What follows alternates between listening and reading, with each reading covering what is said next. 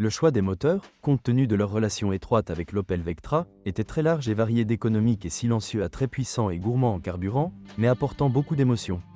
La voiture était assez lourde, environ 1500 à 1600 kg selon la version, donc le choix des unités les plus faibles dans les deux versions de puissance aboutissait à une dynamique très moyenne.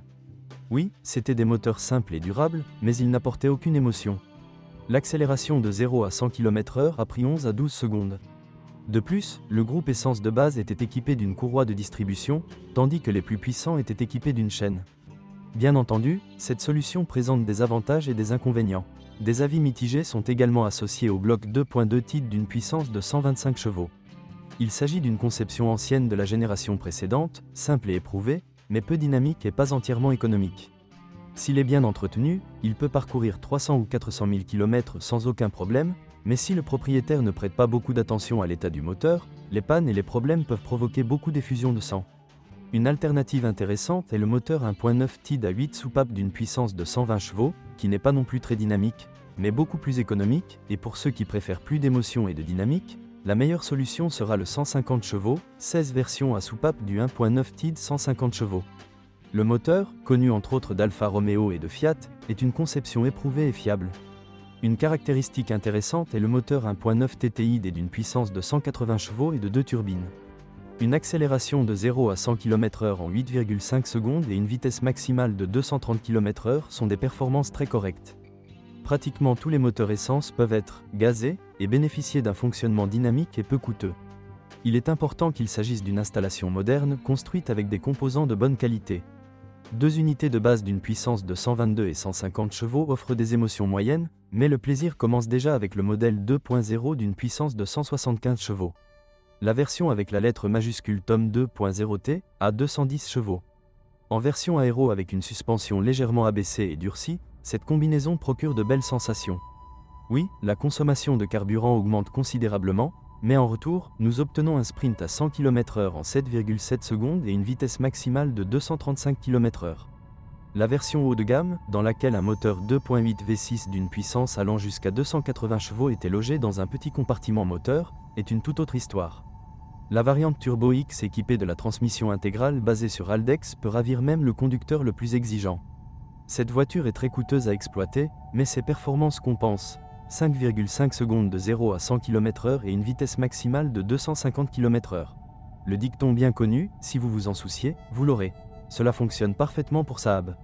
C'est similaire à Alfa Romeo, la deuxième génération 9 à 3 peut être capricieuse, l'électronique peut jouer des tours et le déjà légendaire check engine peut apparaître au moment le plus inopportun.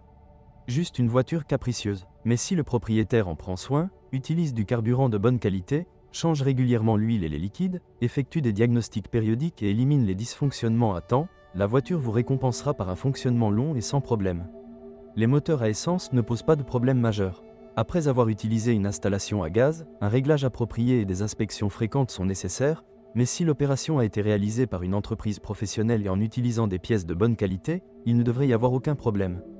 Les moteurs diesel nécessitent des soins particuliers en raison de l'utilisation de vannes EGR et de filtres DPF.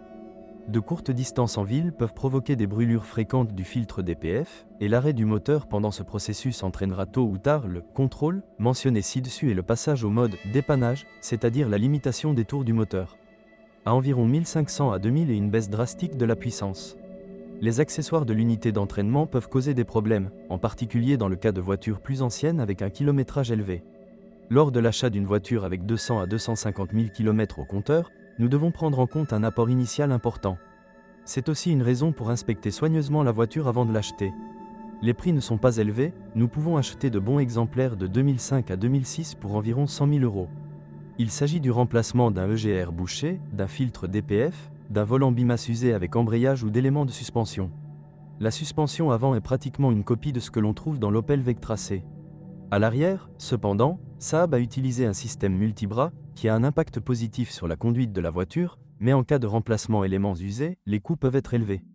Les coûts de remplacement des disques, plaquettes et autres éléments sujets à l'usure ne sont pas élevés et la disponibilité des pièces est très bonne. La transmission automatique pose également des problèmes. Même bien entretenu et avec des vidanges d'huile fréquentes, il peut tomber en panne après 150 000 km. Malheureusement, le remplacement coûte cher, C'est pourquoi les amateurs de transmission automatique doivent vérifier soigneusement l'état de la boîte de vitesse avant de l'acheter. La Saab 9A3 de deuxième génération est une très bonne voiture. Le fait que le constructeur n'existe plus peut être décourageant, mais la disponibilité des pièces détachées est plutôt bonne. Utiliser des variétés plus faibles n'est pas cher. Les versions de puissance moyenne offrent un bon compromis entre économie et dynamique, et les variantes haut de gamme, bien que difficiles à obtenir et coûteuses à l'achat et à l'entretien, vous récompensent par des performances incroyables et un style individuel. Le marché secondaire est assez riche, les versions haut de gamme sont presque impossibles à obtenir, mais même les modèles milieu de gamme sont susceptibles d'être modifiés et procurent un grand plaisir de conduite. Il convient également de mentionner la flexibilité de l'offre de ce modèle. La Saab 9A3 est disponible dans les versions Sport Sedan, Sport Combi, Cabrio et même dans les versions tout-terrain 9A3X, bien que cette dernière soit un autre corbeau blanc qui coûte cher à entretenir. Il est à noter que la voiture a subi un lifting en 2008, qui a complètement modifié l'avant du véhicule. Les feux arrière ont été modifiés et l'intérieur a été adapté aux normes modernes. Il est intéressant de noter qu'une version semi-facelift, datant d'environ 2007, est également disponible. L'extérieur présente les anciennes carénages avant et arrière, mais l'intérieur a été modifié. Et c'est cette variété qui est la plus appréciée des fans de la marque. Elle conserve le caractère de Saab, mais propose un intérieur moderne et des solutions techniques plus intéressantes.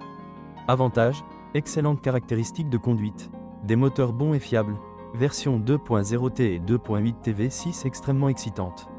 Très bon équipement, un style unique et le sentiment de posséder une voiture impopulaire. Inconvénients, craquement, plastique de mauvaise qualité, une électronique capricieuse, suspension arrière compliquée.